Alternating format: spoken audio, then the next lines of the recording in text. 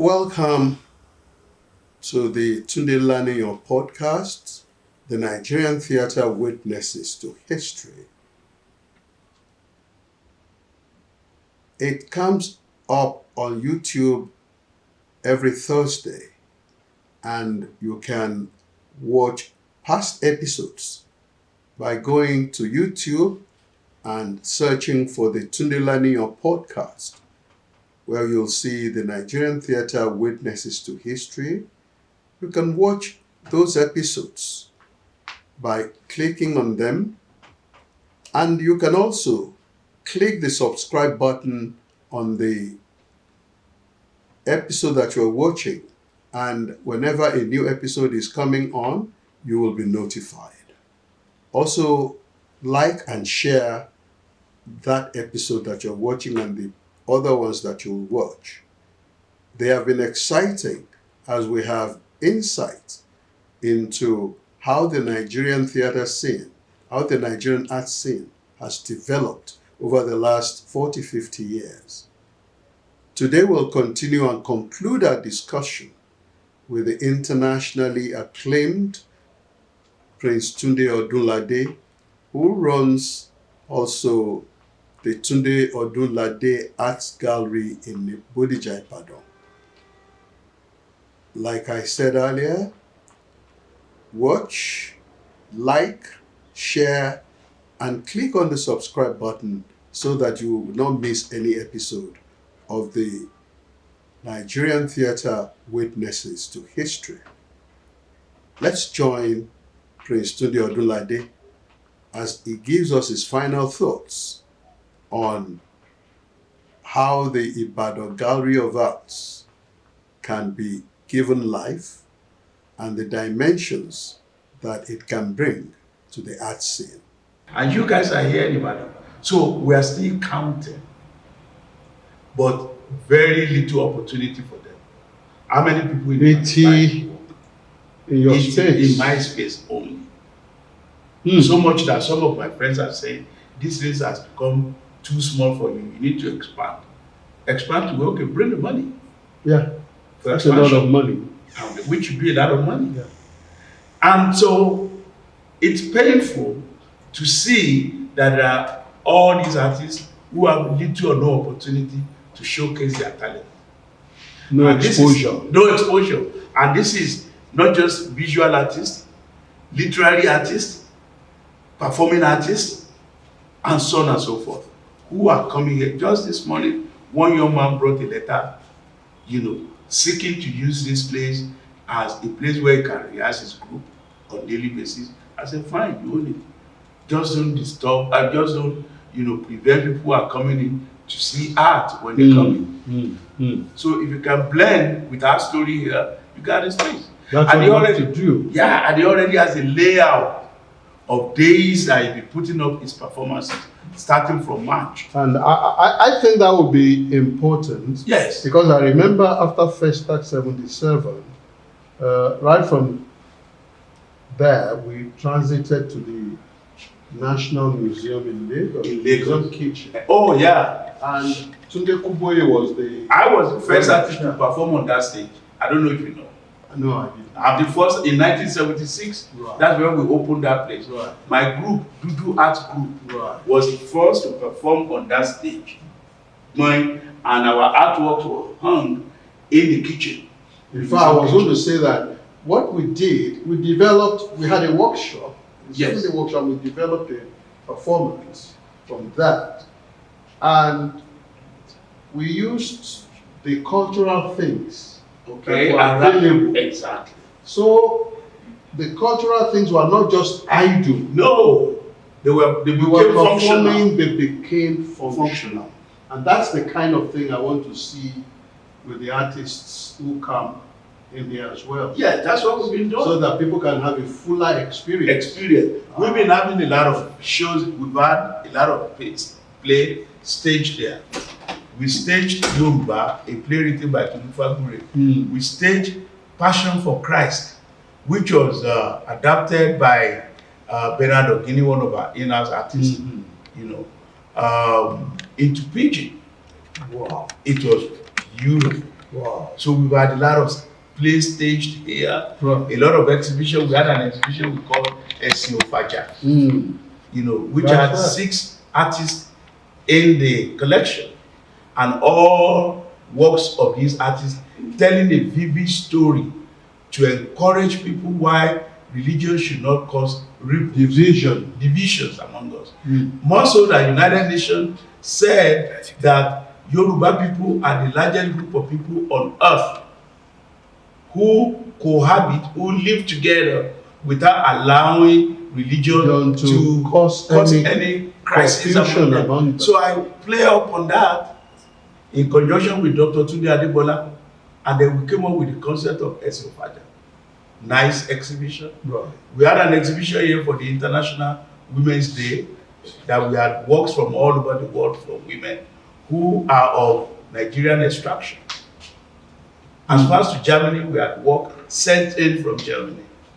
Then we've had children coming here to do their work, which I did in collaboration with Yoruba Academy and Dawn Commission. Right. Right in this gallery here. And several exhibitions that we have showcased, several musical performances. Just recently, the Alaafin of Oyo was here when we at a conference, Amulumala Ide Yoruba, Tanikabagu, and Alaafin spoke with candor that day. And Dr. Tolu Owuaje gave a vivid history of how Yoruba tonal integrity began to have problem going back as 1840. So this place has played host to a lot of conceptual, topics that address issues bordering on us in Nigeria, art and society in general. So I want to continue to do that.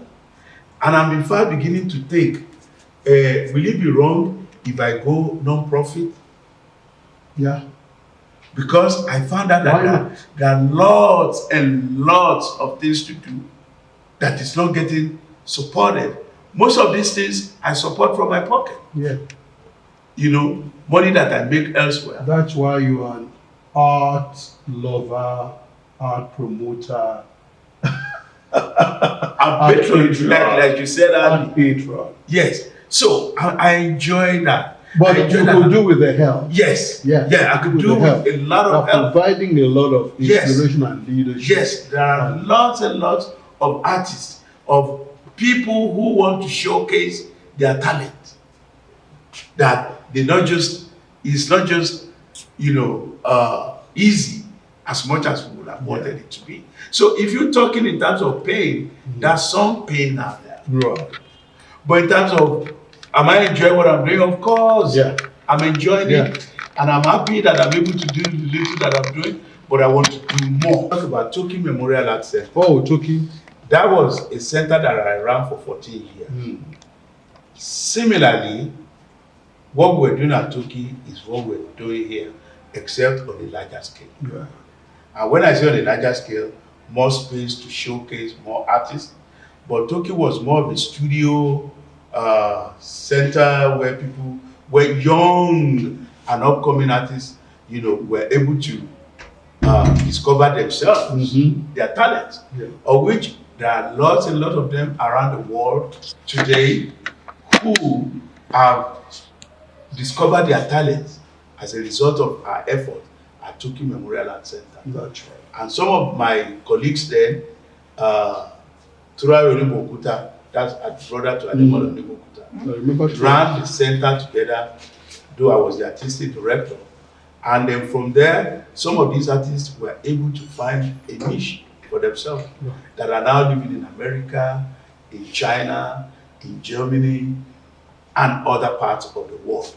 So that's also there, And if you will read Professor Cornelius Adekweba's book, he did a little insight into Toki Memorial Art Center. That's right. Even though when you read it, I want you to ask me questions about what you wrote. There are some things there that are not quite right. But the bottom line is, he at least knew of Toki Memorial Artist That's right. and wrote something about it. That's right. And Well, the philosophy of this platform also is to be able to react to a couple of things that yes, setting the record straight, Yes. and that's why we call it witnesses to history. Key informants, yes, participants in these ventures, these projects, and a lot of the time we must set the record straight yes, as exactly. we see fit. Yes. And part of the thing is that, yeah, some things may happen in the public space. If they are not right and you are one of the witnesses, Yes. you can set it right. You can set it right. Yes. Yeah, X is in Y place, Yes. but the information is not quite adequate. Adequate. Apẹ́lájò máa jà sán. Ó ti lé ara rẹ̀ rí bí olóde àkòkí, ìgbèrègbè àti àkún ládéjòkun ọ̀ọ̀ni. Sòókò olóde. What does Ajídàgbà bí ọ̀gẹ̀dẹ̀ mean? It means one who grows in knowledge. Apẹ́lájò máa jà sán. One who travels, who sojourns, and never suffers. Ó ti lé ara rere bí one who embarks on a journey, already starting from his home. I produce my artwork in my studio, and I take it to the international community to showcase. Olóde, one who sees the world as his constituency. Àkòkí, one who you meet and you wish you continually meet this person. I told you about how I met Dr. Sibu James for the first time, and then she took me to her house and said, from today, this is your house. Jìgbìnìbí àti àkún, and now I use beads to make my works. And my work, which is very unique, started out from batik, which I learned from Mr. Yinka Adeyemi, and graphic art as well, printmaking, which has given me fame around the world today.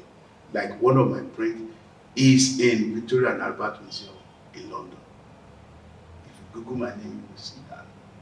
So, all this exposure to what I'm doing has to do with where